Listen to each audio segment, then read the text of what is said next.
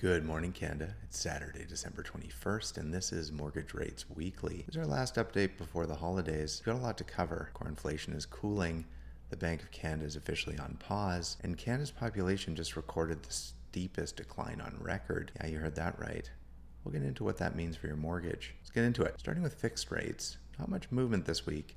And honestly, that's the story heading into the holidays. Lenders are basically in cruise control until January. The 10-year bond yield is sitting at 3.46%. Here's the frustrating thing for fixed rate shoppers. The Bank of Canada has cut rates 275 basis points since they started in June 2024, almost 3 full percentage points, and yet 10-year bond yields have actually gone up since the bottom. Fixed rates are tied to bond yields, not the overnight rate. So while variable rate mortgages got the full benefit of BOC cuts, fixed rate borrowers not so much. Let's look at variable. Prime rate is at 4.45%. The spread between best fixed and variable right now is roughly 0.5%. Here's my honest take. The Bank of Canada is done cutting for a while. They're at 2.25%.